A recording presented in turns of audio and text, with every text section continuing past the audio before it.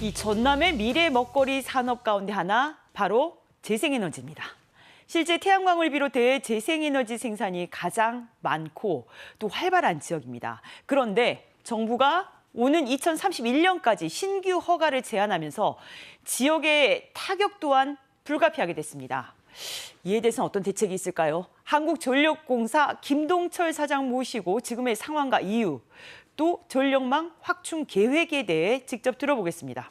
어서 오십시오. 네, 안녕하십니까? 네. 이 본격적인 질문에 앞서서 굉장히 좋은 소식이 있어서 먼저 여쭙겠습니다. 네. 지금 중동 지역에서 굉장히 큰 성과를 거두셨다고 들었어요. 어떤 내용입니까? 네, 저희가 사우디 전력공사에서 입찰한 태양광 사업 무려 2,000메가입니다. 네. 그 사업의 1순위자로 선정이 됐습니다. 여기에서 앞으로 20년 동안 안정적인 수익이 창출될 것으로 보입니다. 20년 동안요. 네. 알겠습니다. 이 이야기는 또 잠시 미루도록 하고요. 그렇게 한전에서 이렇게 계속 새로운 사업에 도전하는 이유, 사실은 전기 요금을 많이 인상하지 않고 안정적인 수익을 확보하기 위해서지 않습니까? 네, 그렇습니다. 그러기 위해서는 지금 이 새로운 발전 사업자나 시공업체, 알리백 이런 재생에너지를 위한 생태계가 조성이 돼야 되는데 이번 신규 허가 제한이 굉장히 타격이 있을 거라고 이야기 들었습니다. 네. 이에 대해서 원인은 무엇인지 궁금하고요. 이 상황은 어떻게 이 돌파해 나가실지도 궁금합니다.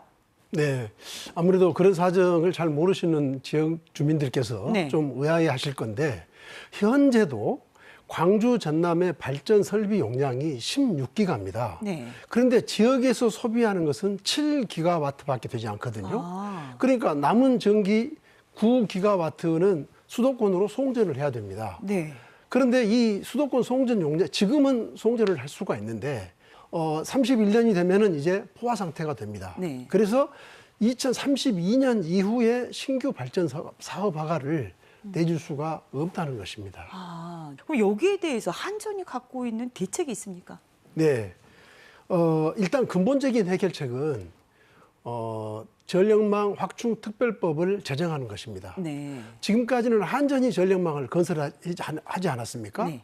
근데 이제는 중앙정부가 주도를 하고 하는 거고, 그다음에 인허가 절차를 대폭 간소화하는 겁니다. 또 저희 한전의 입장에서는 또 몇 가지 대책을 강구 중에 있는데 네.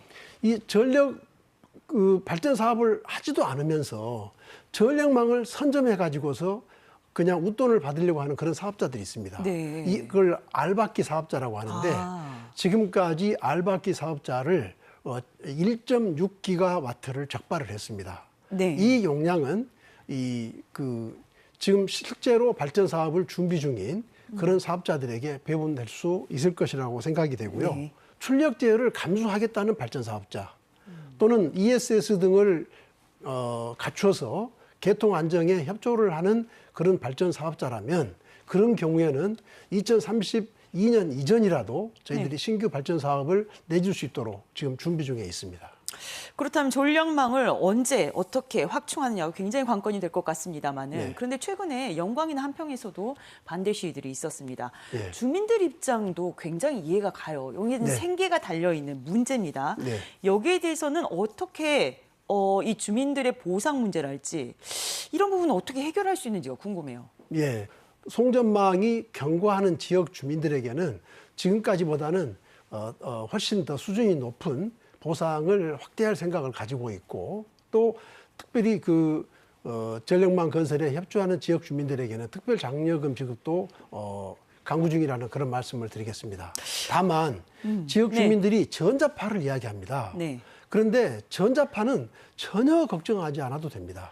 송전탑 바로 밑에 전자파가 1.5 마이크로 테슬라밖에 되지 않습니다. 이것은 우리가 가정에서 쓰는 전자레인지나 헤어드라이어 전자파보다도 낮습니다. 그러니까 지역 주민들께서 저상권 침해나 어떤 미관상의 어떤 문제를 가지고 문제 제기하는 것은 저희들이 충분히 수용하고 거기에 대해서 보상을 확대할 생각을 갖고 있지만 전자포련은 정말 잘못된 우려다. 알겠습니다. 이 송전선로 건설이 되는 지역들이 대부분 농어촌 지역이다 보니까 사실은 예. 재산권도 있지만 완전 생계와 네. 직결이 되는 문제란 말입니다. 그래서 보상과 또 설득 작업도 굉장히 치밀해야 되고 조금 더 확충이 돼야 되겠다는 이야기 말씀이심으로 해석을 하겠습니다.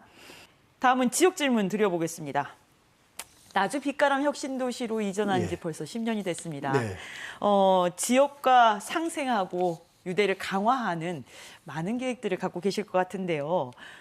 최근 전남도가 글로벌 에너지 수도로 도약하겠다라고 선언을 했어요. 이 과정에서 한전의 역할은 무엇입니까? 전남이 글로벌 에너지 수도도 선포를 했고 또 신안 지역에 8.2기가와트 해상 풍력단지를 조성해서 신재생 산업 클러스터를 육성하겠다. 그렇게 해서 지역에 수많은 일자리를 창출하고 지역 경제 발전에 기여하겠다. 이런 담대한 목표를 발표하지 않았습니까? 그런데 이런 정말 이 절호의 기회를 맞이했는데 이런 모든 것들이 기회가 결국은 관건이 전력망을 확충하는 겁니다. 전력망이 경과하는 지역의 주민들에게는 전체 우리 그 국가적으로 또는 우리 한전에서 충분한 보상을 해드리겠습니다만 그러나 전력망 확충에는 꼭 협조해 주셨으면 하는 그런 생각을 가지고 있습니다. 지금 에너지 생태계 굉장히 중요한 역할이 전남이 구심점이 될 거다라고 말씀을 해주셨습니다. 일반 시민들은 그런데 우리 에너지 생태계가 어떻게 변하고 있는지 잘 몰라요. 이거를 한눈에 볼 수 있는 국내 최대 에너지 박람회 빅스포가 다음 주에 열린다고요. 빅스포는 광주에서 개최되는 대한민국 대표 에너지 신기술 박람회입니다. 광주에서 정말 세계적인 박람회를 한다. 좀 상상하기 어렵지 않습니까? 그것을 이번에 한다는 것이고요.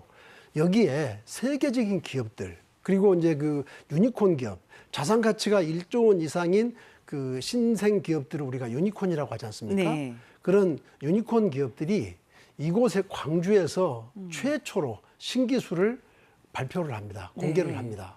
정말 우리 그 공부하는 학생들, 청년들에게 아주 큰 자극이 될 수 있는 것들이라고 생각하니까 학생들 또는 우리 기업인들 많이 좀 관람하시면 좋겠습니다. 알겠습니다. 급변하는 에너지 시장, 에너지 생태계를 확인하려면 다음 주 빅스포를 참관하면 되겠습니다. 시건강의사 사장님 오늘 말씀은 여기까지 듣겠습니다. 네, 감사합니다. 지금까지 한국전력공사 김동철 사장이었습니다. 감사합니다. 네.